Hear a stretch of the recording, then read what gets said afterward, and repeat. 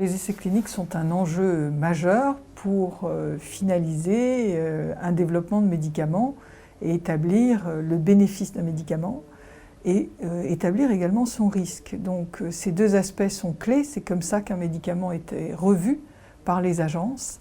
Et donc pour pouvoir mettre en place ces essais cliniques, il faut organiser et vérifier que tout va être bien mesuré, qu'on n'oubliera rien. Ni des risques, ni des bénéfices, et les hypothèses sont les bases de la façon dont on bâtit un essai clinique. Il y a d'abord toute une phase de préparation avec les agences du médicament.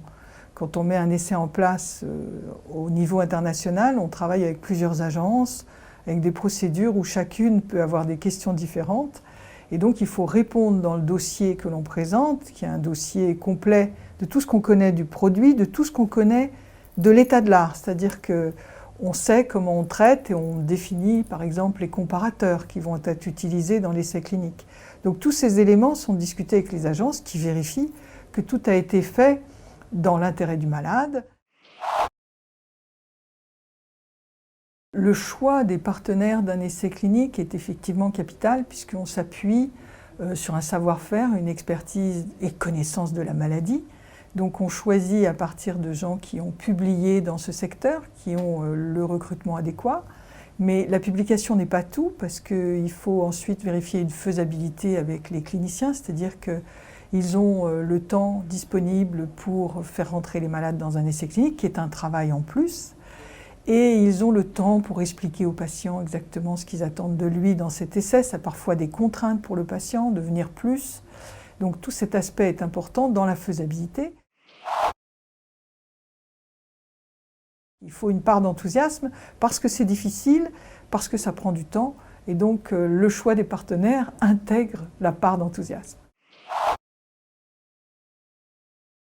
Paris Biotech Santé et l'installation dans un hôpital, d'abord, nous rappelle tous les jours que le métier qu'on fait, c'est un métier destiné à des innovations. Nous sommes dans le monde de l'innovation et donc nous pouvons avoir sur place des compétences qui sont scientifiques, médicales et même plus largement, je dirais, dans un environnement qui est favorable parce qu'il y a ici des centres experts qui sont des centres experts sur des maladies orphelines.